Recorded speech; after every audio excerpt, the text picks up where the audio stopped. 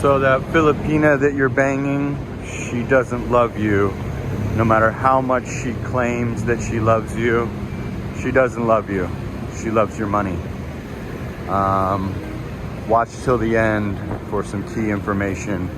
But yeah, if you have like a 40-year age gap, or you're providing financial assistance from the start, probably before you even touch the Philippines,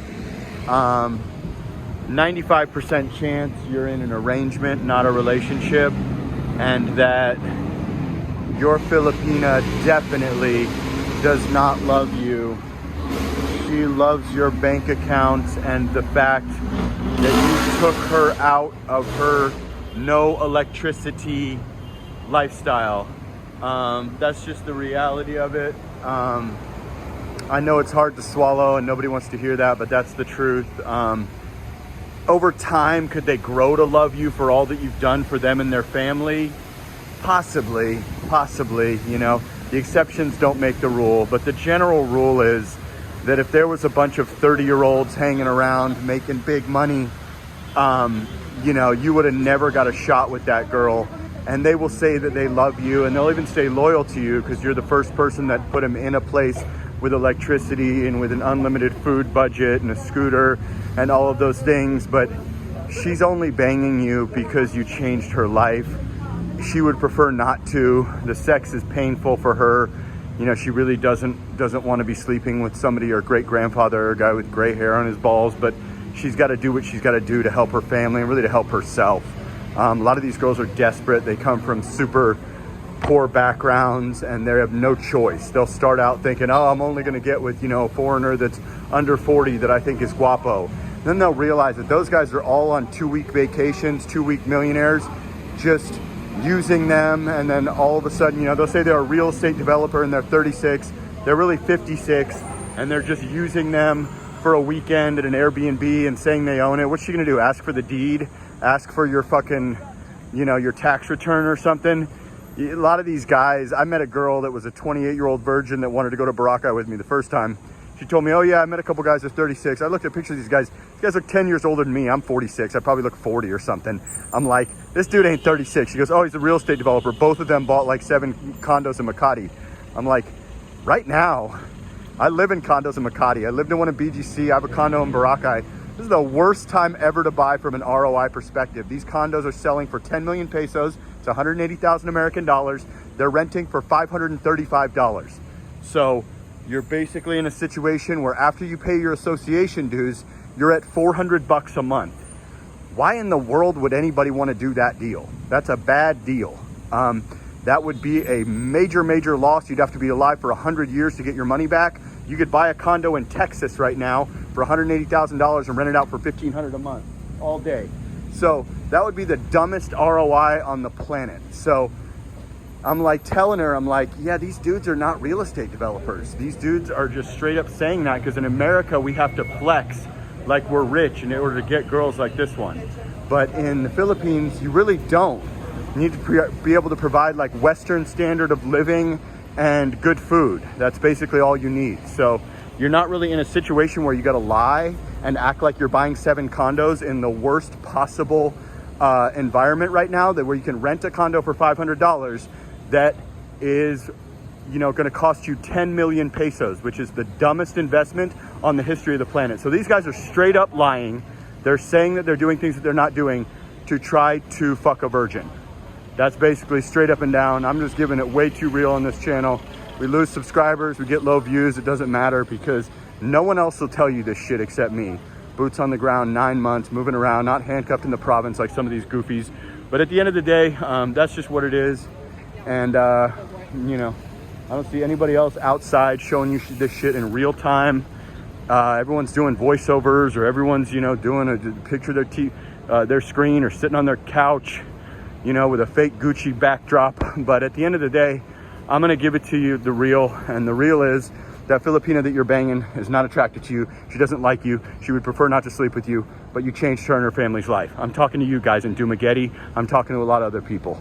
If you're 70 plus, you've let yourself go, you look like you got one foot in the grave and you got a 19-year-old or a 21-year-old, she would prefer not to be with you. She'd prefer to be with a 30-year-old. She'd prefer to be with the Chad. She'd probably prefer to be with a Filipino, be with her own kind, someone that understands her culture and all that. But the fact is, those guys couldn't provide the life that you could provide. So she's simply going to tolerate you and let you get on top of her and get off of her, because you're a path to a better life until something else happens, like you die, or you know, she can get on her feet enough with her YouTube channel or whatever for these Dumageddon vloggers to where she doesn't have to painfully bear through you getting on top of her anymore with your old ass. But again, I'm not trying to put you guys down. Some of these guys seem like nice guys, and I could totally fall into this. I'm 46. I'm not, you know, I'm not the biggest stud in the world. So I'm not even trying to say that I'm not exempt from this and that women couldn't look at me and think, oh, this guy's going to be my come up. He's rich as fuck. And, you know, they'd prefer to be with a 29-year-old Filipino dude or a 29-year-old with an 8-pack or whatever. I'm not even taking myself out of this. I'm simply saying this is what it is. And the facts are the facts, guys. So basically, 99% of the time, they're not attracted to you. When they say they love you, they mean they love you taking them out of the province, out of the no electricity, out of the, like, here's what you have to understand. Like I said in my previous video, you can think, okay, I'm getting $1,200 a month. I'm a bum in America. I would never, ever get laid again in my life. But in the Philippines, a lot of whole families, like 5, 6, 7 people, are living on 250 American dollars. So if you're getting 1,200 or even 800, you're a whole life changer. You are a middle class to rich guy.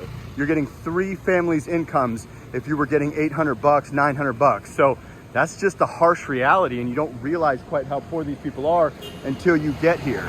You know what I'm saying? Someone making $7 a day just doesn't seem like a reality until you give your girl money to take a Grab to work, and then you realize what you gave her was double her salary.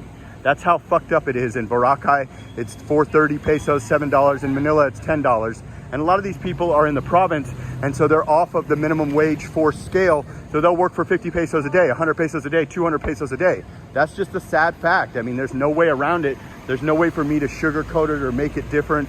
I'm not a legislator here. I don't make laws or make minimum wages and stuff. So at the end of the day, you know, just tip people and do the best you can, and you know, try to be kind, and try to you know, overpay people at the very least. Or if you start a business with your Filipina, try to give bonuses. Or listen, I'm not, you know, I can't control what you do. But yeah, so at the end of the day, a lot of these girls, when you look at the guys and the mismatch in the couples, they don't want to have sex with you. They don't even want to be with you. There's just not a lot of 30-year-olds that can live here year round, or there's not a lot of Filipino guys that are getting, you know, 100,000 pesos a month, so they can get them to where they can help their family.